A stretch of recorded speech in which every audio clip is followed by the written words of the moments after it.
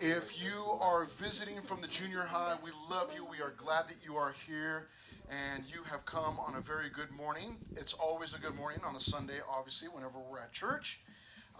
But this morning, what you get to experience is a recap of the Nicaragua trip. A bunch of us just got back from a week-long missions trip to Nicaragua, and so we're going to be sharing some testimony from that trip, and we'll do that in just a few minutes. But we're going to take a look at a couple of Bible passages. Let's open up our Bibles if you've got a Bible. Genesis chapter 3. Genesis chapter 3, we'll start there. And what I'll do is I'll talk just a little bit about why we do mission trips, why we even go on mission trips, what is the deal with mission trips, and maybe why you should go on a mission trip in the future.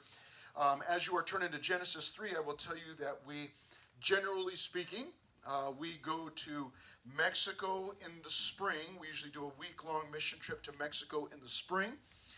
And then we will go to, hopefully, do a Nicaragua trip or some kind of trip in the summer also. And so we will normally do a meeting, an info meeting for both of those trips in January. So be looking for that like December of this year or January. Be looking for information meeting.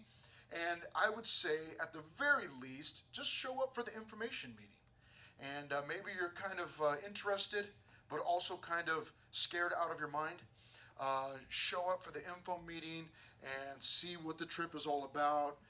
And you'll hear a little bit about not a little bit. You'll hear a lot about the Nicaragua trip today. But there's so much more to tell, and we'll that's what we'll be doing this morning. Okay, because I am so highly organized. I need to do something real quick, and that is I need to communicate with our media team. The slideshow is ready to go for when they're, okay, yes? The one that you made? Oh, yeah. Yeah, okay. And then there's the one video that we played after that Alex made also. So, of course, he's all ready to go. You know, that's what I'm saying, super organized, okay? Because here's how this works. I'm super organized because I have the right people in the right places that are thinking for me because I don't think, okay? Genesis chapter 3. Why are we in Genesis chapter 3? Because in Genesis chapter 3, we see the temptation and fall of mankind, of people, of Adam and Eve. What does that have to do with missions? I am so glad that you asked. When Adam and Eve fell into sin, they took from the fruit of the tree that they were not supposed to eat.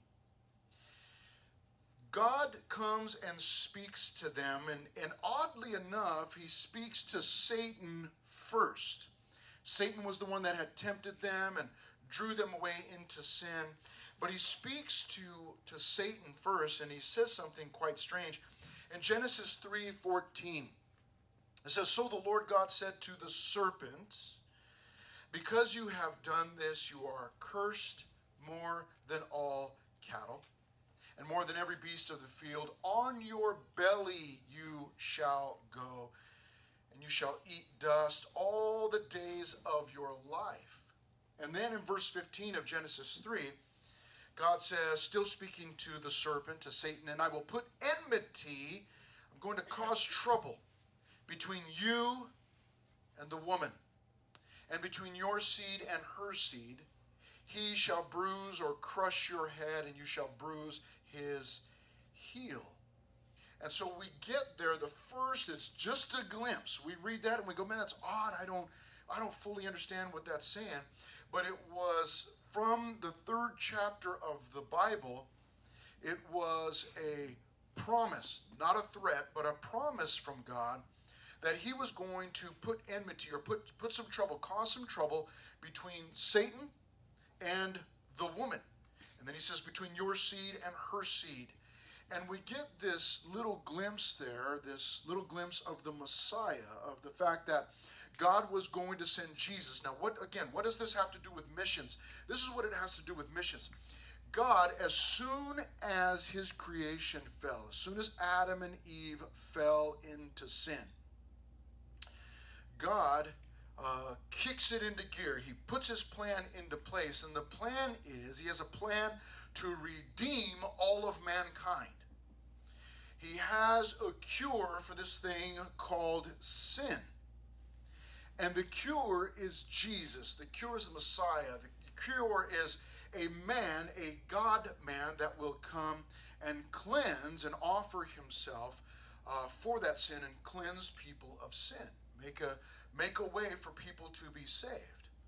What does that have to do with missions? Well, from the get-go, from the beginning, from the start, we see that God is mission-minded. That when his people sin, he doesn't just sit back and go, oh, well, they sinned. Too bad. I guess they'll never be in heaven with me. No, he immediately goes on mission. And what we're told there is echoed for us in John 3:16. For God so loved the world that he what? What did he do? He gave his only begotten Son. Telling us, reminding us that God went on mission. That God so loved the world, that he loved the world so much that he did what? He sent. He did something about it. He went on mission and he sends his Son. Jesus came, again, on mission, mission-minded, came down for a specific purpose, to live, to show us the Father, and to die in our place so that we could go and be with the Father. But everything about it was mission-minded. And so when we go on mission trips here, it's not just to, let's go travel and go see the world and, go see beautiful Nicaragua. And there are some rough parts of Nicaragua and there are some incredibly beautiful parts of Nicaragua. And we saw both. But it's not just, let's go travel and let's go, have a great time and, see the world. And it's not a sightseeing mission, although we do see some of the sights. But it is for a specific purpose. It's to go and tell people about God. To go encourage those that are there, that know God already, to strengthen their faith and hopefully push them also when they see that we're stepping out in faith. Hopefully they'll be stirred and they'll step out in faith also, and that they'll be mission minded also. But let's just look at one more passage. We'll continue this theme in Genesis still, but in Genesis chapter 12. So just a few chapters over. Turn to Genesis chapter 12. 9 chapters later, we see God speaking to a man named Abram. And what he tells him here is astounding and life-changing. Now, the Lord had said to Abram, get out of your country, from your family, and from your father's house to a land that I will show you. Now, he goes on to make him some promises, saying, hey, if you come with me, this is what's going to happen. I'm going to do this. I'm going to be this for you. But verse 1 is what we want to zero in on for just a minute. And he says, get out of your country, from your family, and from your father's house. I mean, those three things. God is telling this man, Abram. And now you need to know that before this, we really have no record of Abram. If you go back into chapter 11, you'll find there at the end that there's a mention of Abram. There's a mention of his wife, who was barren, we are told. But we really don't know much about Abram. And so we do not know if Abram and God had a relationship already, or did God just show up and start talking to him. As far as we know, as far as the record is that we have here, God just shows up and begins talking to him. And when he does that, he says to him, I want you to get out of your country. Think about that. I want you to leave your country.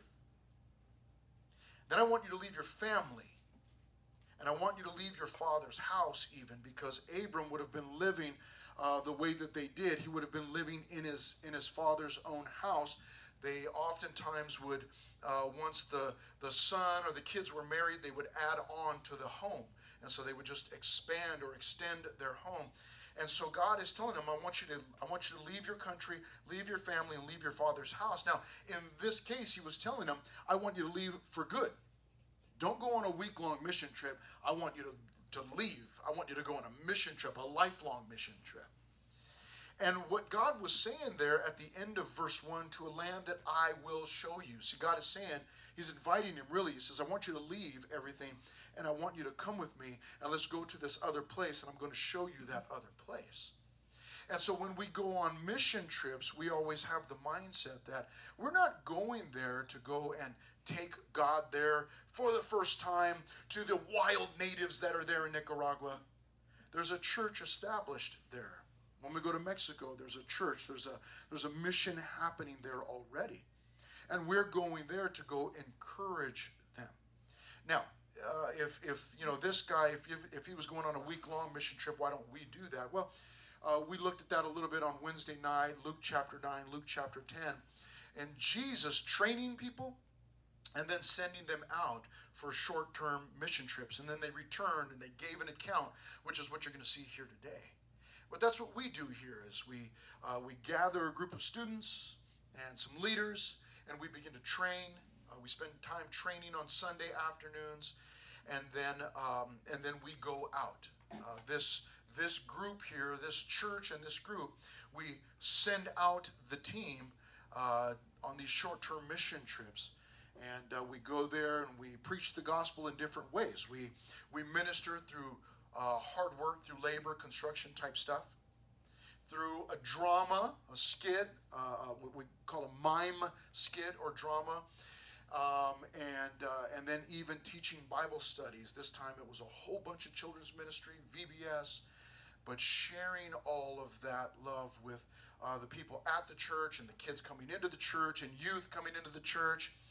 And so that's what we're doing on these trips, and we believe that we're being like-minded. We believe that we're doing things the way that God is mission-minded, the way that Jesus was mission-minded, the way that the disciples were mission-minded, going out into the world and doing our best for short-term to make disciples, to encourage. And so that's a lot of that happened on this trip that you'll hear about. Would you please tell us your name, introduce yourself, tell us your name, and tell us your age. Although I didn't ask Kristen on Wednesday night, so just tell us your name. But then for the students, if you could please tell us your ages. All right. My name is Marcy. I'm Pastor Chris's wife, and I'm 51 years old. My name is Joab, and I'm 17 years old. My name is Serena, and I'm 17 years old. My name is Joseph, and I'm 16 years old. My name is Alex, and I'm 16. My name is Jazzy, I'm 14. My name's AJ, I'm 15. All right. Hello, testing 1, 2, 3. Okay. All right, very good. Here's what I want you to start. Who's got the, AJ, you've got the mic, right? Yeah. Okay, what I want you to do is start with telling us, while I'm getting my wire untangled here. It's coming, it's coming, it's coming, yeah. That might be enough there. That might be good, yeah. I think that's good. Would you please tell us, what was your first impression of just Nicaragua, just as a whole? Like, what did you think about it when you got off the plane and you're there in Nicaragua? What was going through your mind? I thought we were gonna crash. Very first 5 minutes. Okay. Traffic was really crazy. Okay. I was terrified. Oh, traffic, you're talking about the cars and Yeah. the, okay, yeah. I thought you meant the airplane. Okay. Oh, good. the Okay, airplane, go ahead. I hated. Okay. Like, I had to grip onto the airplane because I was so scared. Okay. Okay. Yeah, that was pretty bad. Okay. But Nicaragua, just the traffic, you thought, hey, man, this is crazy traffic. We're going to crash. Okay. Carlos honking every 5 seconds. It was crazy. Okay. Okay. Jazzy, what was your first impression of Nicaragua? Well, when we first landed, I just wanted to go back home. It was so humid. Oh, okay. Yes. That was disturbing. I wasn't expecting that, so. Okay. The amount of humidity. Okay. Okay. All right. It was pretty. It was really green. I was there last year, so Okay. I kind of knew what to expect. Okay. Yep. Joseph? It was hot.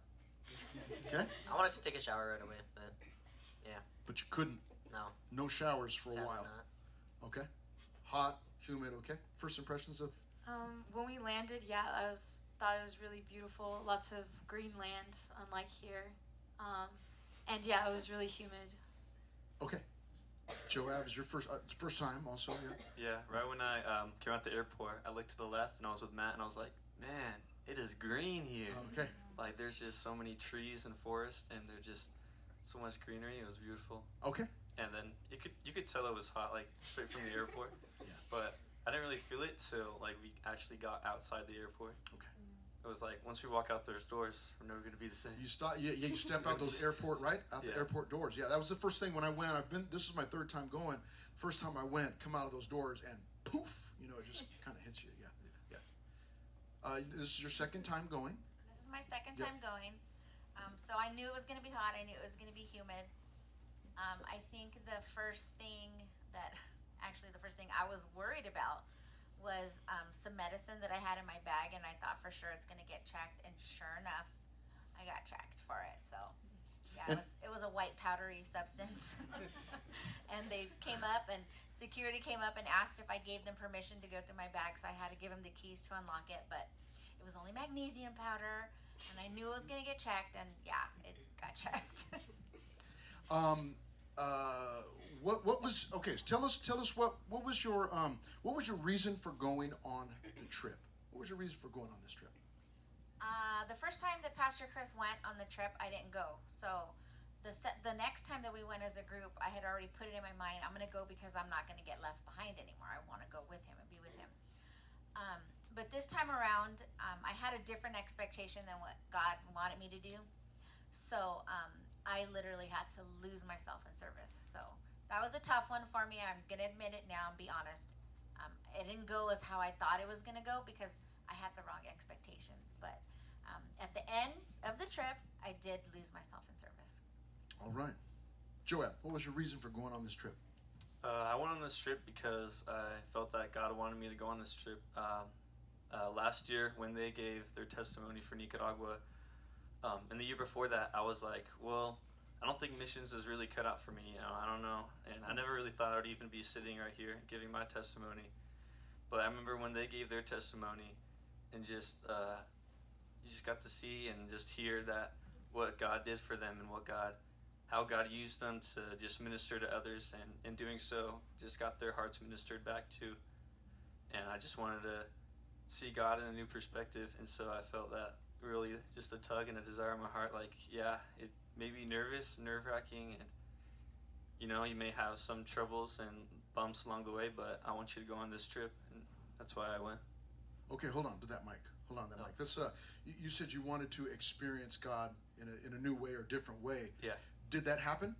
Yeah, definitely. Okay. Could you explain that for us a little bit? Yeah. I mean, you obviously know that obviously God created everything and that He's everywhere, but it's one thing just to know that, it's another thing to experience it and truly believe it. Like, just going down in a different country and just seeing, like, God was already there, and like how we were just singing like songs in Spanish, and then I even got the privilege to just like to play the songs on Friday night, and just it was just amazing to see that the same people, the same God who we worship, we're worshiping in a different country, like 4,000 miles south of where we're usually at. Yeah. Okay. It is, yeah, you can pass that on. It is a trip when you're there. Like the first time you realize, and I guess I've been in, as long as that I've been saved, I've been in churches where there was Spanish fellowship as part of the church. We would have English service and then Spanish service, or vice versa. And so, maybe I realized it a long time ago, but there is something about, you're in another country, and you're listening to people worship, and oftentimes the same songs that we do, because Pastor Mike would do a lot of the same songs, but in Spanish. And it's this weird moment where you realize, oh wait, that's right, God understands Spanish. He doesn't just speak English, and there's that weird moment, but it's neat. It's a really, really neat thing. So, Serena, why did you go on this trip? Well, I did go to Mexico, and I wasn't supposed to go to Nicaragua, but right when we got back from the Mexico trip, like how Miss Marcy said, like, you really lose yourself in service, and it was just so beautiful seeing the before and after of where the living conditions were, and just being able to do that as a group and brothers and sisters in Christ, and just seeing their smiles after. It was such a beautiful feeling. So after we had got back, I rushed to Miss Haley, and I was like, do I still have time to go to the other mission trip? And she's like, really? And I was like, yeah, I want to go. So I talked to Pastor Chris, and thank the Lord that I'm here now telling you guys about it, and I was able to go. Yeah, very good. Yeah, so after that Mexico trip, going on that Mexico trip. She got fired up and, let me go on the Nicaragua trip. So, yeah, I was glad you went. Joseph, why'd you go on the trip? Like listening, like Joab said, listening to the other testimonies from Mexico and Nicaragua from last year and this year from Mexico, it really hit me, and I wanted to help spread the word of God to all the children, and seeing them at Nicaragua and watching them like listen and worship, it hit my heart, and I just loved it. I loved it that they got that insight. Excellent. Allie. Originally I went on the trip because my friends were going, and that probably wasn't the best motive to want to go on the trip because I went last year, and so I was like, I'm gonna go again with everybody. But then as the trip got closer, God changed my heart, and I really just wanted to go and lose myself in service. Okay. Excellent. Yeah. Jazzy. Well, I had been on other mission trips before with the church, and it's just the feeling that you get seeing the kids and how happy they get for something just so little, not even that big. I just, Okay. like experiencing that. Okay. AJ. As Job and Joseph said, I was inspired by the Mexico trip, and I was actually supposed to go on the Mexico trip, but my parents said no last minute, and I was bummed out, and then so I'm like, all right, now I need to go to Nicaragua. I need to save up for Nicaragua and just go and be able to have fun and spread the word. So yeah. Okay. You mentioned when we went through the first time that the flight that you were scared and hanging on to for your dear life. Tell us why that is. Is it because the flight was so horrible, or why was that? If you know me, I'm terrified of heights, and I get nauseous really quick and up in high places. And so when we were on the plane and we're moving, I was terrified because I'm like, dude, we're gonna be 30 feet, not 30 feet, we're gonna be 300 feet above the ground in 5 minutes. I'm gonna be terrified. I'm gonna probably cry or something. And so I had to grab my the table, I think it's a little tray on there, yeah. The little tray table, and I was gripping that thing as hard as I can. And I think on the way back, Serena was like, dude, why are you grabbing that thing so hard? I'm like, I can't take flights. I'm sorry. Okay. I was terrified. Okay. Okay, wait, hold on to that. Because you were terrified on the flight. So let me ask you this. I know this is some pressure because everybody's looking at you, but with that in mind, would you go again? Definitely. Without hesitation. Boom. It's only 5 hours of flights. Yeah, it's only 5 hours of 30,000 feet in the air. You've had worse. Yeah. You've had worse what? 6-hour flights Oh. or more. Yeah. Recently too. Yeah, we. Okay. Yeah. We did. I did the Philippines a few years back, and I was like, I don't remember. I think we were on the plane for 26 hours or something. I don't know what it was, man. It was like, is this thing ever gonna land? Have we circled the Earth 3 times? It was crazy. So okay. What was your favorite part of the trip? My favorite part, probably just seeing the kids smile and have fun. Okay. Yeah. Okay. Jess? My favorite part was, I don't know which day it was, but we were at the park, and there was a pool at the park, and the kids, they were just so excited. I mean, everybody was so tired, Because that was on Thursday. Yeah, it was so on by that Thursday, point, yeah. we arrived on Saturday afternoon. Now we've been there for almost a week. Yeah. I remember just seeing everybody with little kids on their back in the pool. Everybody looked so slumped. But the kids, they were just so happy just to be in the pool with us, and it was my favorite moment. Okay. Yeah. And probably most of those kids, they live in the city.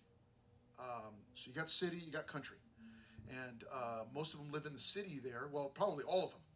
And so for them to be in a swimming pool is happens once a year. Probably most of them, maybe all of them, haven't been in a pool since the previous year when we were there and we had them, took them out to the country to a park setting, and they got to do this water slide and a swimming pool. But you know, the thought of having a pool at your house, like, what? You know, nobody does that. That's crazy. And you know, here it's like, man, you got them all over the place, you know. And so it was a huge deal for those kids, you know. So, favorite part of the trip, Allie? Mine was the VBS with the kids and doing crafts with them. That's probably my favorite part. Just Okay. loving the kids there. And what did the VBS? What did that look like? How many days was it? And We did VBS for I think four days, so it was 1 day shorter than our VBS, and it was like the same curriculum. So we did like the same stuff, and then it was in the church, so we had like 2 groups, and one would go upstairs, one would go downstairs, and like crafts and games and songs, but everything's in Spanish, so there was a bit of like a language barrier, but they really just wanted to be like loved on, so it was not too hard. Yeah. okay, so you know little bits of Spanish, right? Just little words here and there. So I'm glad you brought that up because some of them might some of the students might be thinking, hey, like how, you know, if they speak Spanish, I speak English. Like what am I? How did that work out? But let's see, get that back to Allie real quick. So how did that go? How did you did that for 3 or 4 days? Well, we did that for the whole week, but you were working with those kids for 3 or 4 days. So how did you do that? What did that look like? Well, when you're with kids, they teach you Spanish, and they're like, if you mess up a word, they don't like laugh. So I learned a lot of Spanish with the kids, and like I said, they really just wanted to be loved on and played with, and you could play with kids in any language. So Yeah. Yeah. They don't care, huh? No. Isn't that cool? Yeah. All right. Favorite part of the trip, Joseph? I think my favorite part was when we painted the school and cleaned it up, and the before pictures, it didn't look like a school at all. It just looked like a play area or something. But then we painted the whole interior. Then we painted all the outside, and it looked beautiful. Okay. That was my favorite part. Now, hold on that real quick because the school, describe the front of the school for them. Now, they may see some pictures or video in here, but what did the front of the school look like? What's there? So on both sides, there was just concrete walls, and then on the top there's like little like designs that go through, and then along the top there was barbed wire, and then for the door it was 2 giant doorways and then a small door on the inside, and then on the right side there was a window that was just covered up by sheet metal, and then yeah. Okay, so it didn't look like a school here. No. Yeah, it's like looked like what? Like a jail almost. Yeah, and there there in Nicaragua, in Managua, the barrio that we were in, they call it barrio, barrio, barrio. That we were in, it's everybody's got security gates. I mean, it's like fortress. Nobody's got like a front porch with grass where you walk up and, you know, just anybody can walk up and try to sell solar or whatever. You know what I mean? It's like there's none of that. It's like fortress gates. You want to visit with somebody, you gotta, you know, bang on the door and cross the moat, and you know, you gotta. It's crazy. And so the school's the same way, because if they leave it open, things would get stolen. And so it's just this huge wall, and you walk up, you cannot tell it's a school. There's nothing about it that says school. And so you're like, man, who's back there? You know, are there prisoners back there, or you know, what's going on behind that gate? And it was actually a school for little kids. And so yeah. Okay, Serena, favorite part of the trip? It was probably, when we went to the park with the kids. A lot of them were like shy, and I mean, like he said, they only go swimming probably once a year. So it was really hard for them to trust us at first. But then like towards the end of it, well, not towards the end of it, but after, you know, after some convincing and them seeing like their fellow peers, they came in and they eventually trusted us, and they had a blast. And same with the youth outreach night. A lot of them were shy to like, how do you say, like talk to us and everything. But even with the older ones, even though there was a language barrier, they still had lots of fun with us, and it was a blast on the youth outreach night. Okay, it requires, when you're like the youth outreach night, it requires us going out and saying, you know, making the first move, because they're probably looking at us like, oh, here the Americans are here, and what are they, what are they like, or and they're hesitant. They're wondering what we're all about, and so these guys all did a great job of getting in there and let's play some games and let's hang out, and broke down the walls real fast. So yeah. All right, favorite part of the trip, Joanne? There's a lot. I mean, Yep. but if I had to like wean it down to one day, would probably be the park day, because that's when we spent the most time with the kids.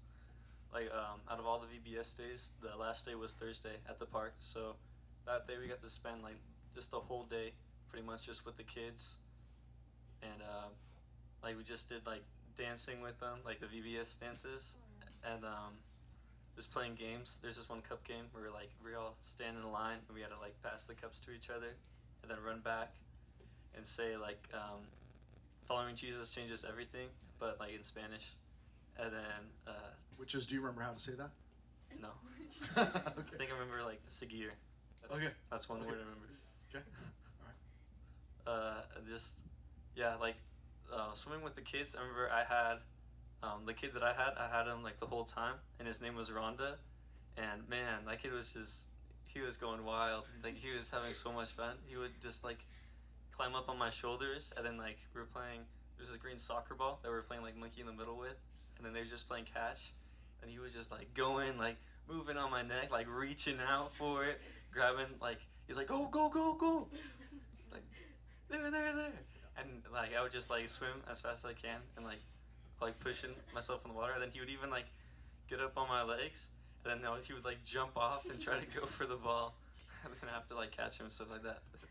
It was fun, yeah. And then he would even like one time he just threw he chucked the ball as hard as he could, and he chucked it like so hard and it went forward and it just smacked me like straight in the nose.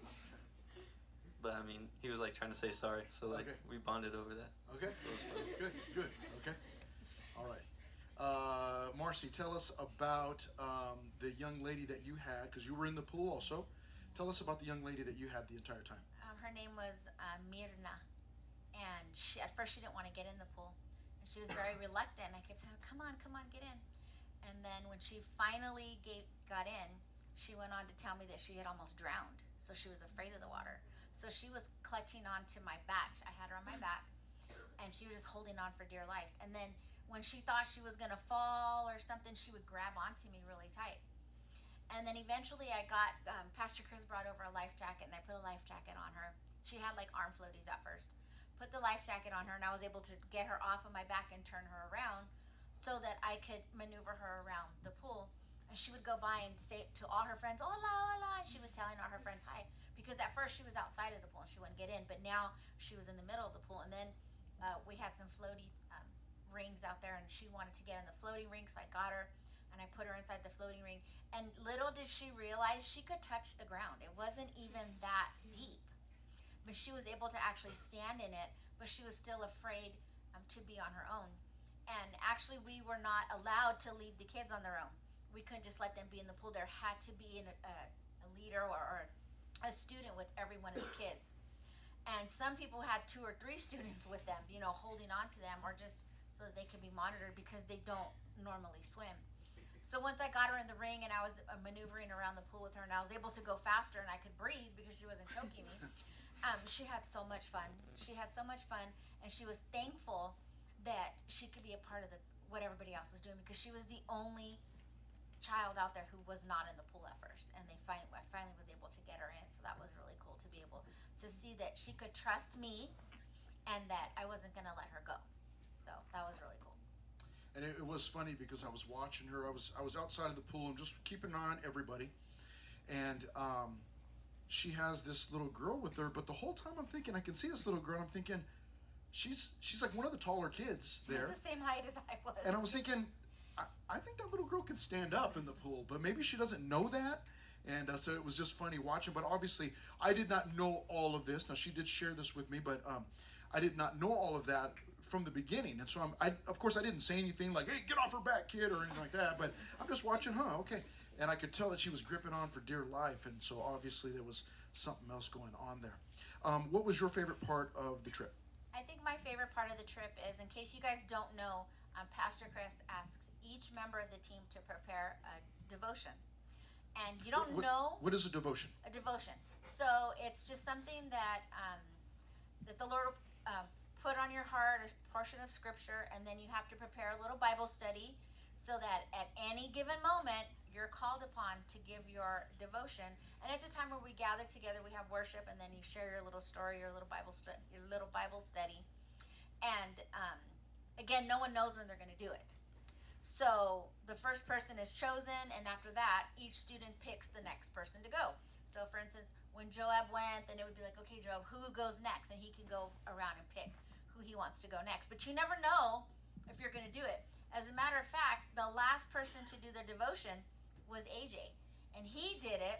Oh, was it? It was Alex. It was Alex? That was the second Well, I one. think because AJ was so long. An hour long.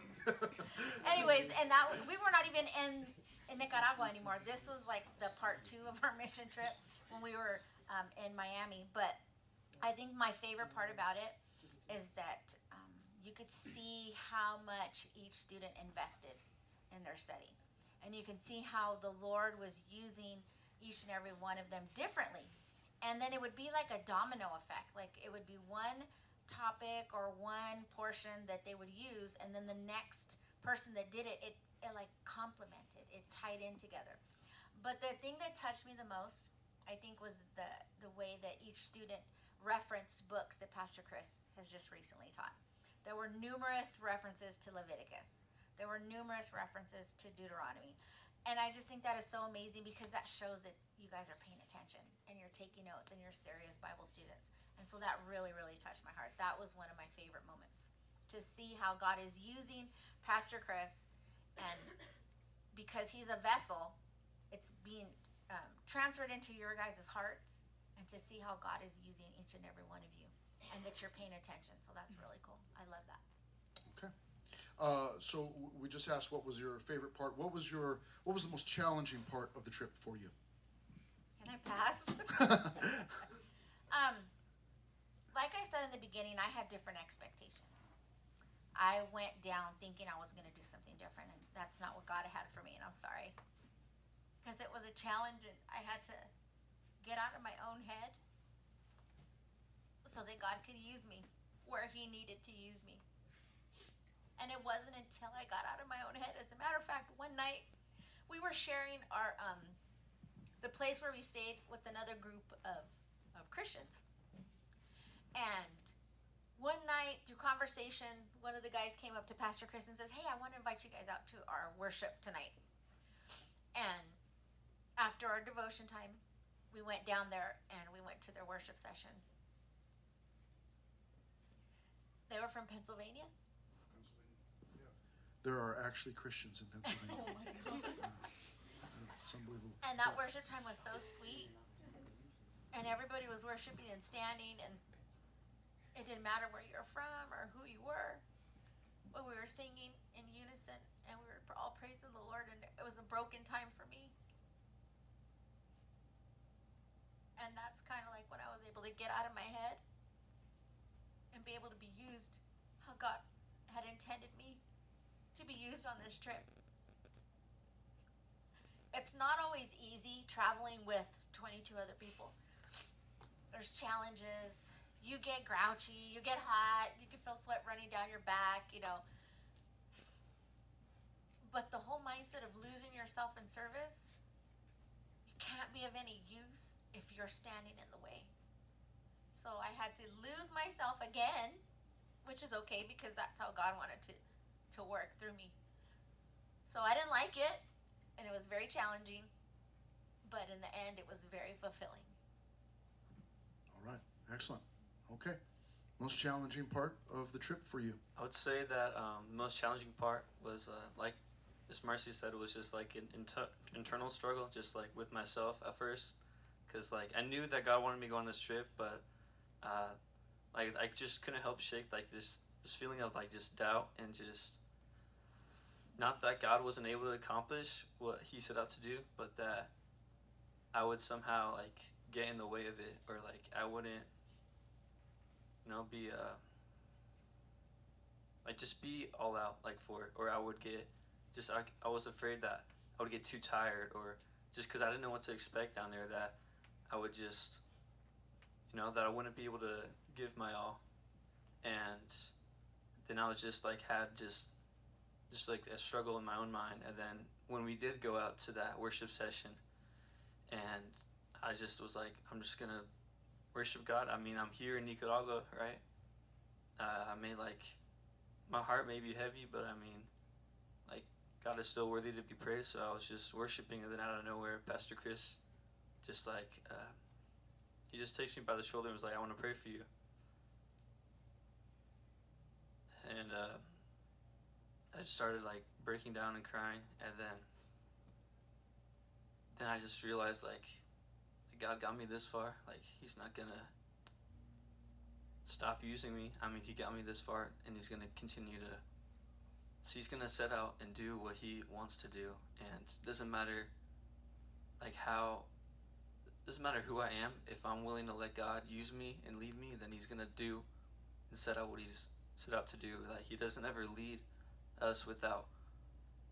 He doesn't ever call us without leading us. And then I just from then I still was struggling, but I had peace, that just to trust God about what he was gonna set out to do. And that was the hardest part. It was just internal struggle. Okay. Serena, most challenging part of the trip for you? Well, yeah, it was the worship night for me too. Building up to that moment, which was it Wednesday night that we had the worship night?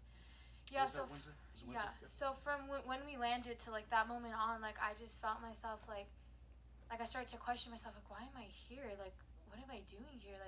I feel so lost. I feel I don't have any certain goals in my head. I was I don't have any goals. I don't know what my reason is to be out here.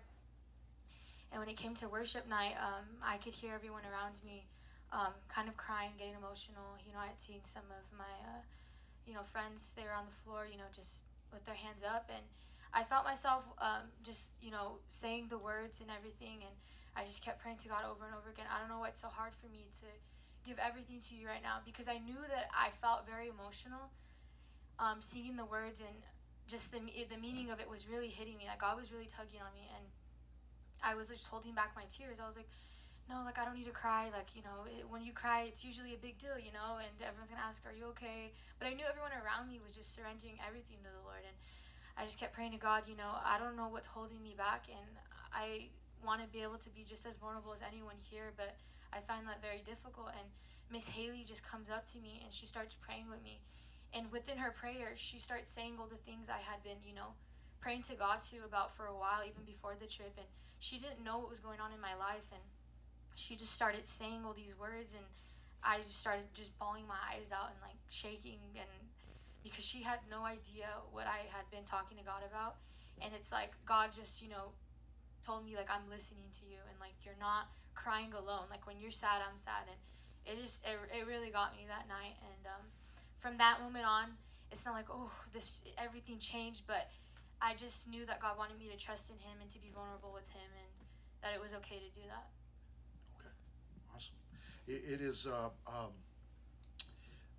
It's tough for those of us that have expectations, or we're goal oriented. I know a lot of us are that way. I'm going to go do this thing or wherever, and I've got I got to do boom, boom, boom, boom. I've got to do these things. I got my list, and then to go on a trip like this, and you really do not know what's coming at you, and expectations start to change really quickly, because I didn't know I was going to be doing this. I didn't know I was going to be doing that, and you're being pushed.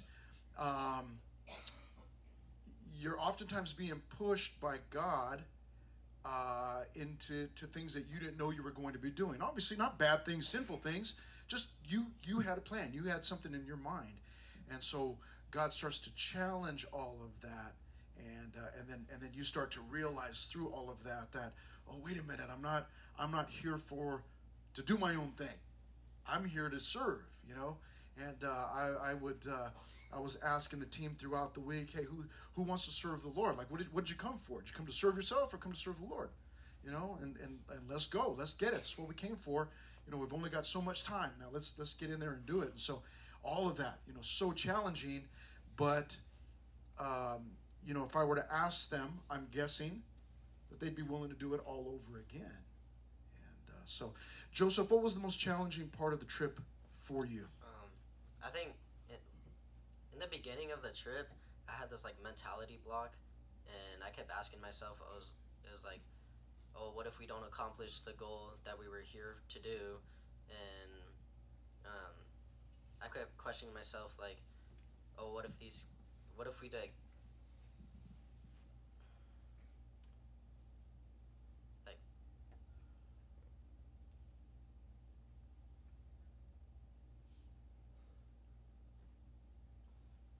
just with those kids,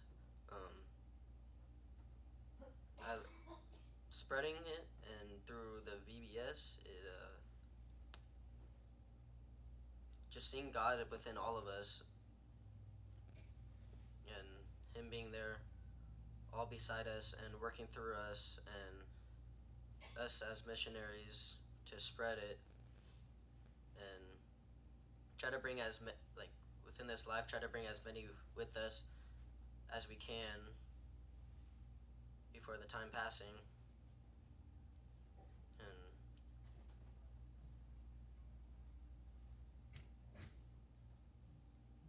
and just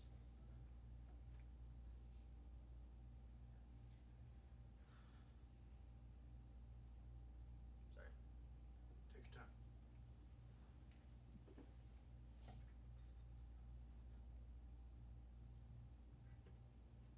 Just like I said, being with those children and God working through them, and my mentality block with not being able to accomplish what we were there to do. And then towards the end of the trip, I felt like I was finally vulnerable, knowing that we accomplished what we came to do, and I'm willing to do it again and again with the next mission trips and spreading the word. Yeah. Okay. Obviously, these team members experienced some pretty big things going on internally in themselves, and they recognize that, hey, God was doing something here, and maybe they don't understand all of it.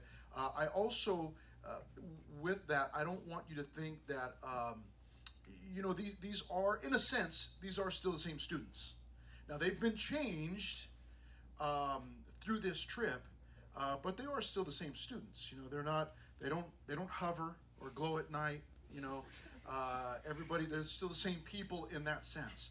But then there is another sense in which they are changed people, and it's obvious that God worked in some incredible ways, as He often does. And so, Allie, most challenging part of the trip for you? So when we landed, I had talked to like one of my fellow students, and we were both saying how we were struggling like with some anxiety on the trip. And like one of the things that God really like spoke to me was like we weren't called to live in fear, but in obedience to Him. So like with losing myself and like letting go of all my anxieties, because there were like a million things you could worry about. You're 4,000 miles from your family and your friends and everything. But then like really just learning to like rely on God for everything on the trip. That was something that God really just spoke to me about. Okay, all right, Jazzy, most challenging part of the trip for you? I think the hardest part of the trip was overcoming my own thoughts. I mean, I'm like a really big overthinker, and I mean my mindset. I just kept asking like, am I even gonna be useful on this trip? Like, am I even gonna, like, why am I even here? And then that worship night was, it really spoke to me, because I mean, like Serena said, I have a hard time surrendering myself, and I hate crying in front of people. But then Miss Haley, she came and she just so randomly, she just came up and she prayed for me. And I just like completely crumbled. Like God was really speaking to me throughout that worship night. And like all the thoughts about me being useful, it went away after that point. But yeah. Awesome. AJ, most challenging part of the trip for you? Probably what Jazzy said. Like, I'm a big overthinker as well, and when we were working, I just kept thinking like, what if I do this, and like what if I mess up and like I have to restart the whole thing, and like I just kept thinking like I might never get this done because I'm just a klutz or something. And I was like,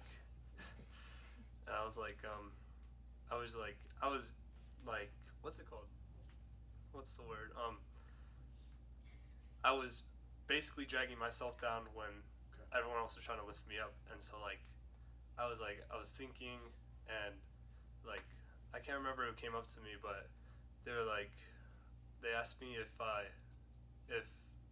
wanted to help them, and I said yeah, sure. And so we're out there and we were helping each other, and then so I messed up, and I was thinking to myself, and like, I think he can tell I was being so hard on myself. And he's like, hey, just relax, man. It's just a simple mistake. We can fix it later. And it just clicked. I was like, it doesn't matter if I mess up. Like, I can always go back and fix it. Like, I mess up all the time, and I just pray about it, and God fixes it. So it's, yeah. Okay. All right. What one story that you want to share about the trip? Anything funny or serious?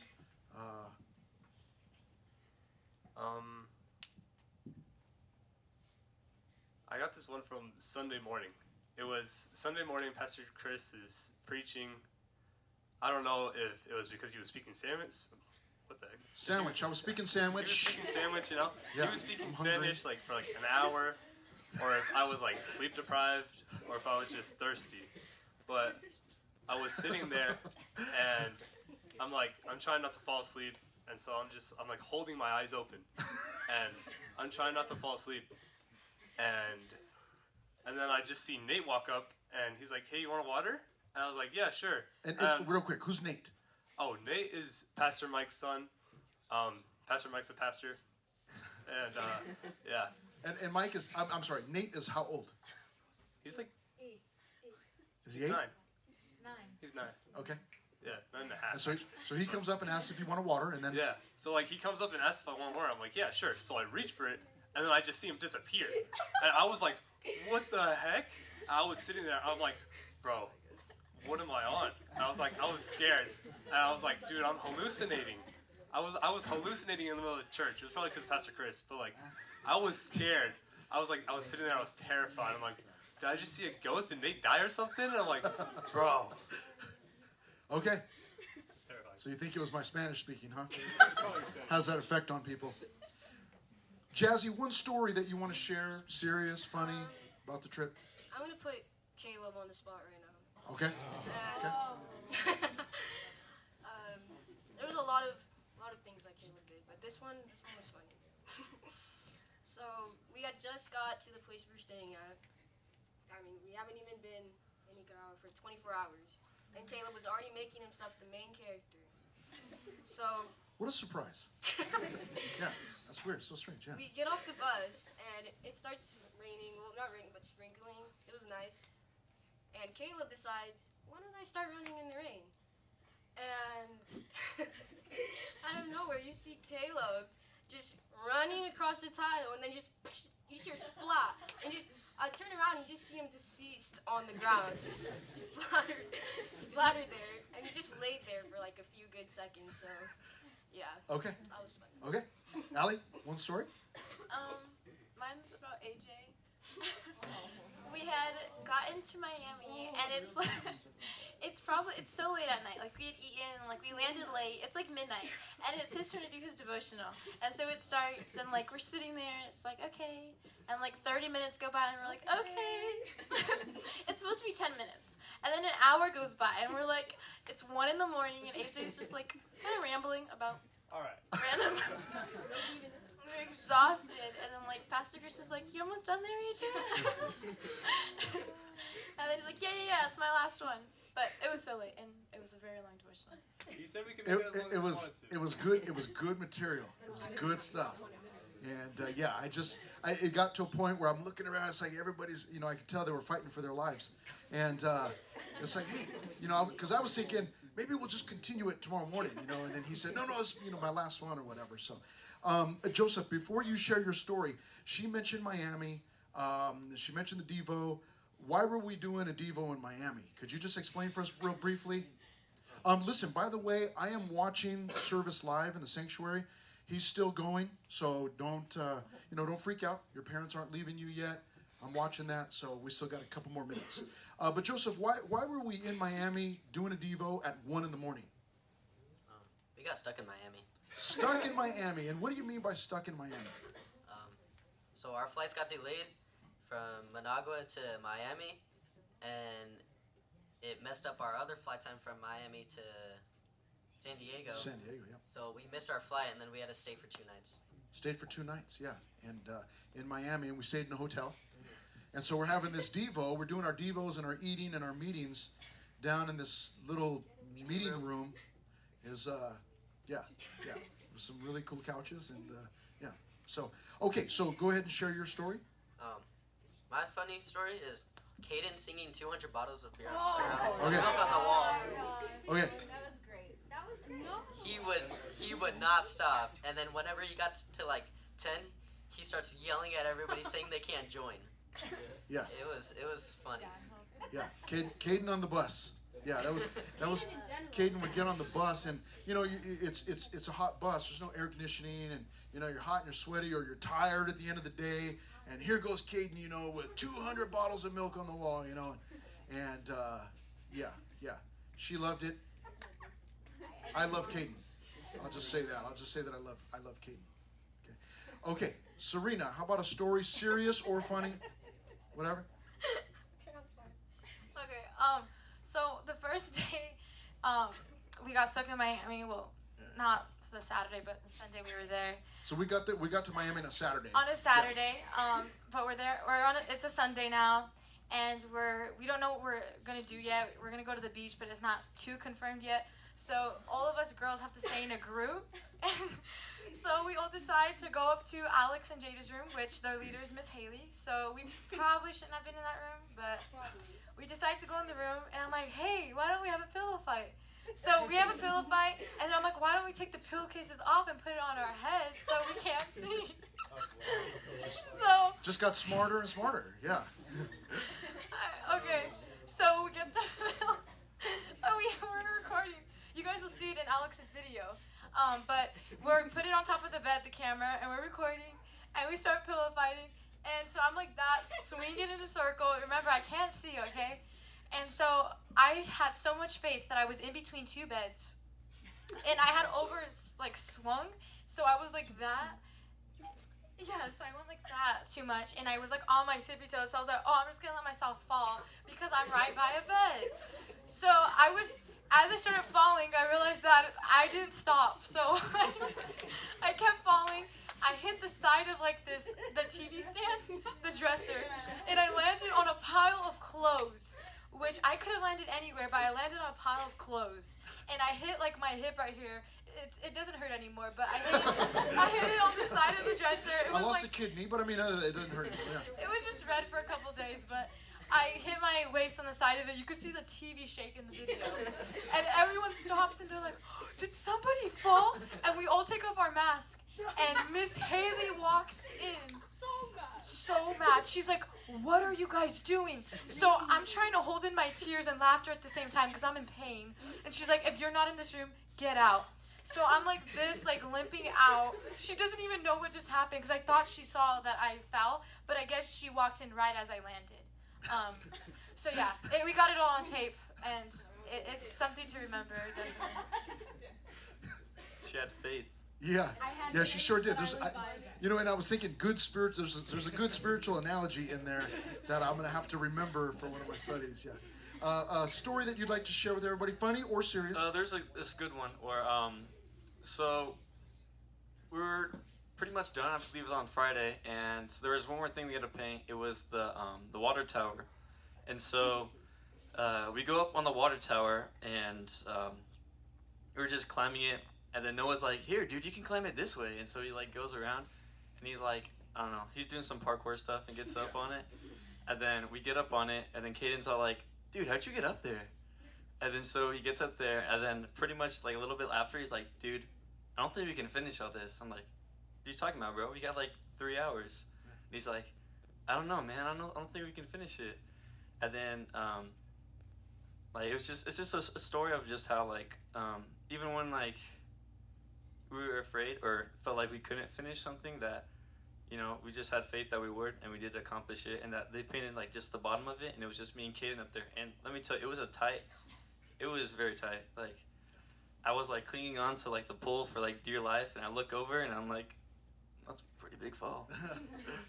And then so like you're just grabbing onto it, and then you have to be careful of what you're grabbing onto, because you have to paint everything. Everything that was metal, it had to be painted. And the only thing we couldn't paint was the plastic tank that the water was in. And there's maybe like a foot max of like space in each corner. And then we had to like crawl over and like maneuver to the other side. And like, yeah, it was like felt like Spider-Man. Okay, all right. Funny or serious story that you'd like to share? Funny story about Matt. Matt, yes, he turned and looked. So, this year in Nicaragua, we had a new cook. Last year's cook, it was okay. I was like, okay, well, thank God we have food, But this time, it was her son that replaced her. And he just got down. He made some great food. But every time Matt ate something, he was like, this is the best thing I've ever had. And it was true, but to see him so excited. I mean, one night we even had donuts, and it was like, these are the best donuts we've ever had. So everything in Matt's eyes was the best that we've ever had, eaten, tasted, but literally it was. But to see his excitement was really funny, because it was just the best for him. We love the food. It was good. It was good stuff. Okay, we've got another minute or two before your parents are out of the sanctuary. So just real briefly, why should someone else think about going on one of these trips in the future? God will use you in ways that you never, ever expected, and that you ever even anticipated. But then you get to be a part of what he's doing. And then if you don't go, then you're going to miss out on a blessing. So don't be left out of the blessing. Be a part of the blessing. Yeah, and to second that, I mean, if you really think that you want to go, then pray about it. I mean, at first I didn't think that I wanted to go, but I prayed about it, and the more I prayed about it, the more doors that God opened. And if God has put it on your heart and he wants you to go on that trip, that you're going to go on it. And it's not to say that, oh, I'm forced to go on it, but that God wants to use you, and that it could be this trip, it could be whatever, but just have an open heart and open mind and just see where God leads. I would say face your fears. One thing that held me back, at least, was the devotional and the skit. But once you do that, you realize that God opens your eyes to so many things, and he will mature you spiritually than you would have never thought. I learned so many things just from studying my Devo. So don't let the 10-minute Devo scare you or hold you back, because everyone is as nervous as you to share theirs eventually, and they're very supportive. Good. Like Joab said earlier, it's a new way to experience God in another area, and yeah. Okay. Yeah. Good. Short and sweet. It changes your perspective on when you come home. You're like, I have so much, and they had so little, and it makes you a lot more grateful for the things that we have. The bonds that you make with the people on the trip are just so incredible. Like, they just really become your family. I mean, you're staying up with each other till 1 in the morning. You really see everybody's grouchy and sassy side. Joab. Yeah, sorry, I didn't mean to play with me. But you can see how snappy people get without their sleep. But it just brings you more together. So yeah. Yes, it does. Yes, it does. Because it's just fun. It's great to hang out with each other and get to fellowship with other people in other countries, and it's not only a blessing unto us, but it's a blessing unto them. Okay. That new people are willing to go out of their comfort zone and go into a different country and just serve the Lord. Okay. Yeah. Awesome.